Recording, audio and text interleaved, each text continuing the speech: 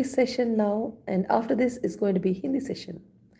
Om Ajnanatimirandhasya Jnananjanashalakaya Chakshurunmilitam Yena Tasmai Shri Gurave Namaha.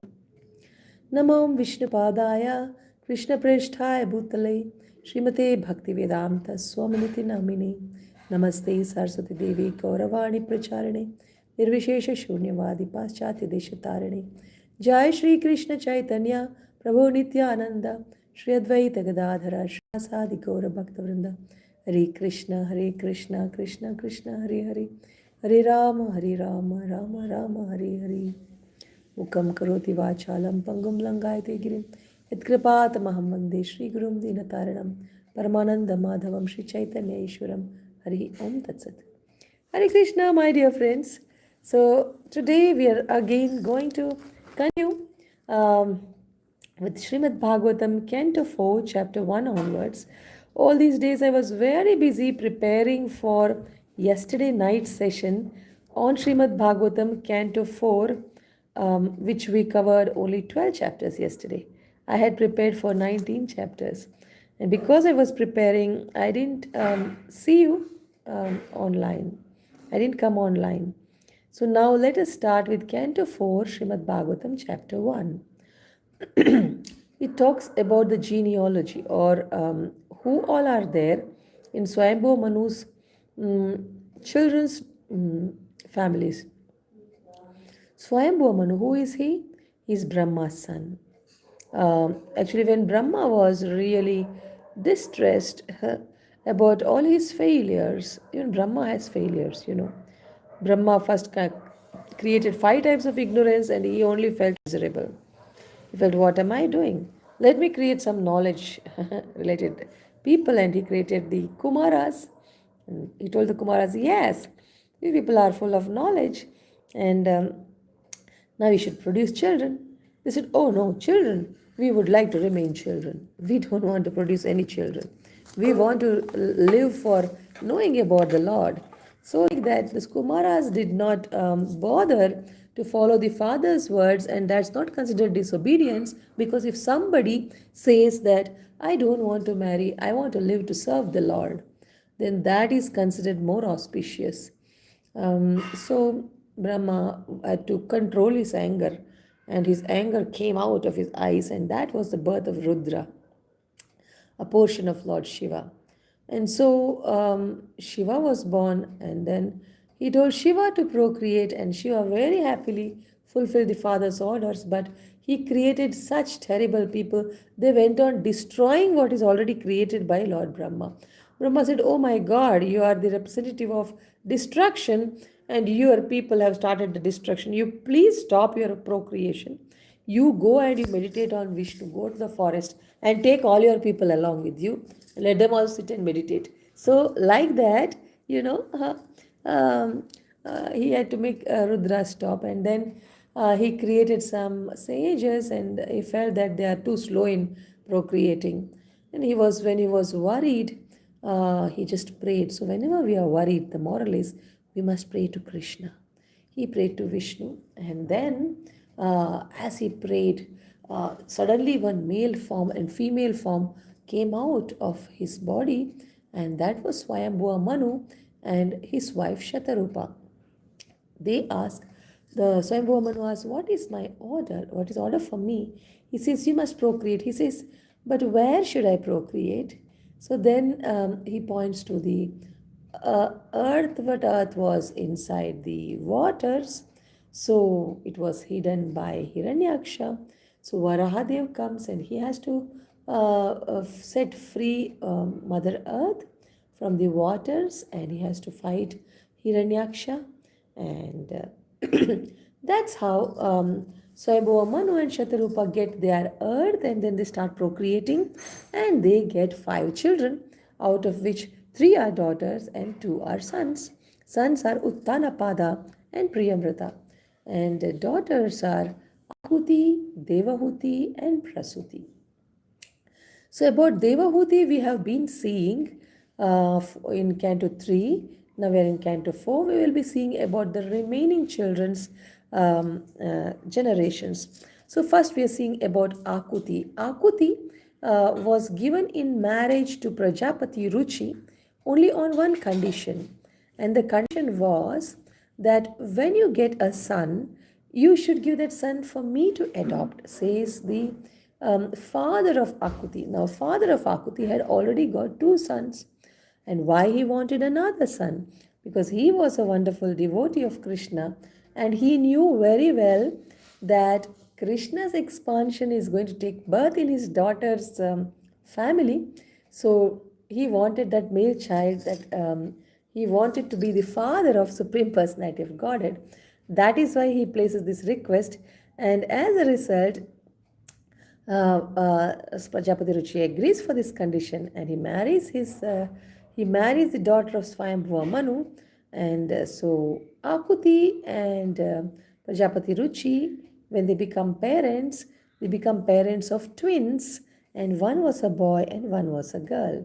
And since Swayambhuva Manu had told that you should give your son to me, um, son's name was Yajna and daughter's name is named as Dakshina. You know, Yajna, and we give Dakshina to the Brahmanas. So they are a couple. Yajna is a part of, is an expansion of Supreme Personality of Godhead, and Mother Lakshmi's expansion is Dakshina. So when Swayambhuva Manu takes the son, he does not feel guilty because he feels, thank God, when I take away his son, he at least has a daughter. And Prajapati Rishi was happy that he had a daughter with him.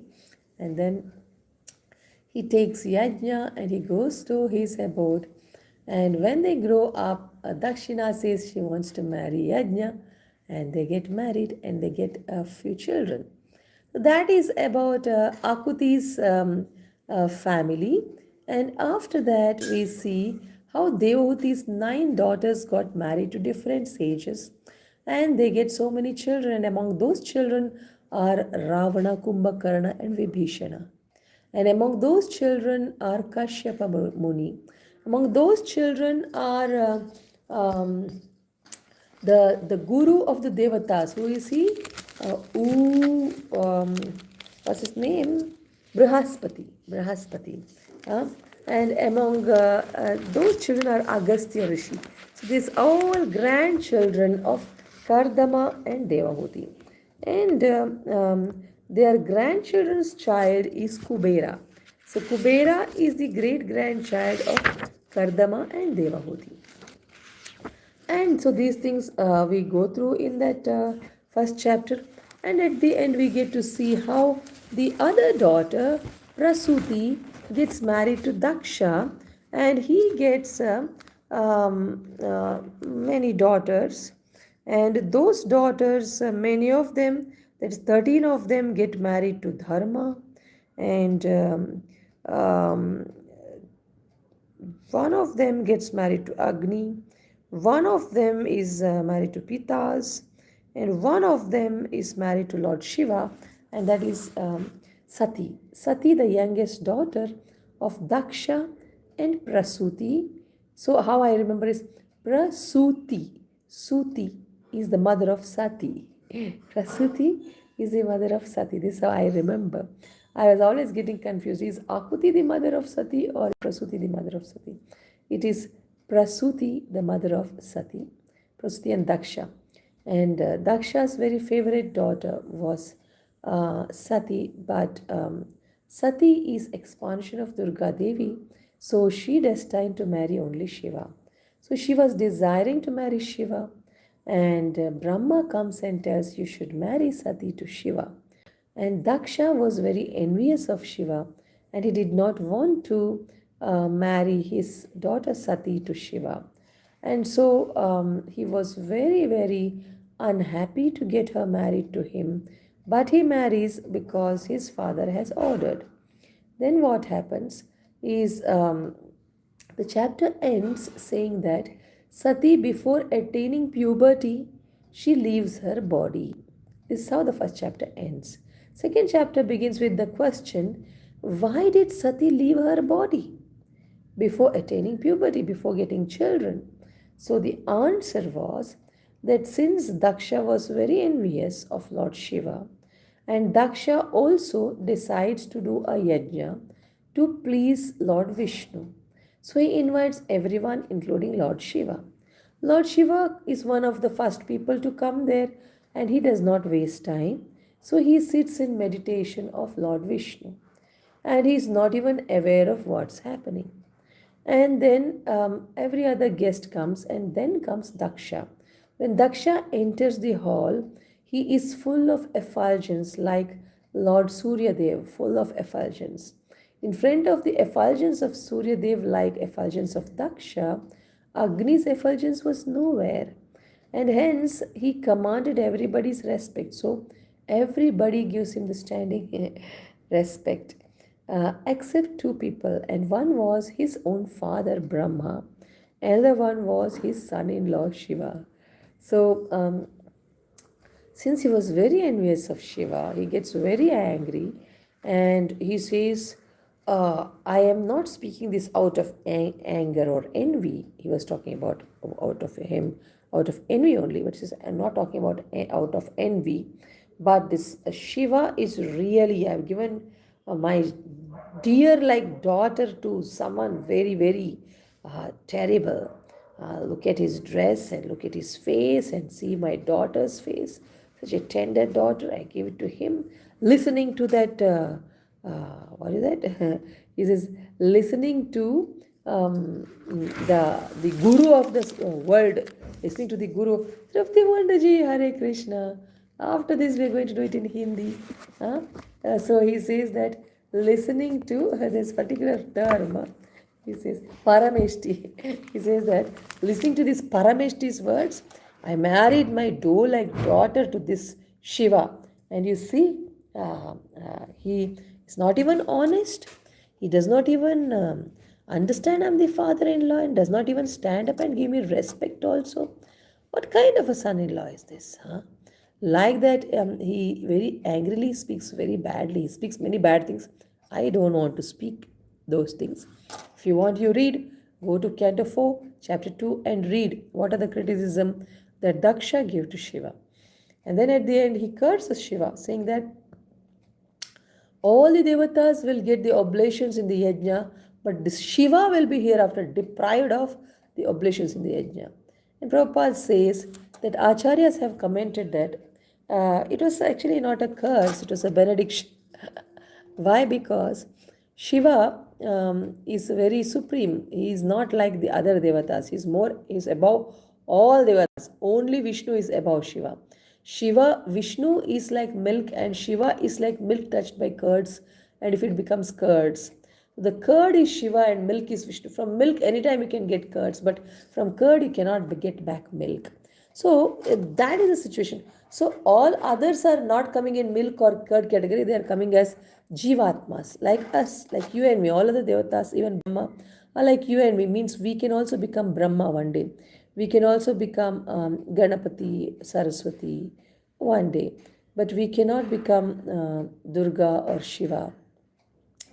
So, or we cannot become Vishnu. We cannot become. So, what happens is Shiva, what was it? Yeah, Shiva is getting cursed that he will not get oblations, means he will not be sitting with other devatas and he will not be eating with others. Like that, Acharya's comment. That Prabhupada is saying.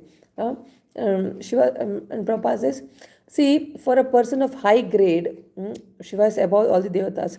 Why should a high grade person sit with the low grade people? So let him not sit with them. Like that, Acharyas have commented. So Shiva will be in meditation, he is not aware. But when this happened, he cursed and he walked out. After he walked out, what happened? That we will see tomorrow. For now, that's all. I'll repeat the same session in Hindi now. Hare Krishna.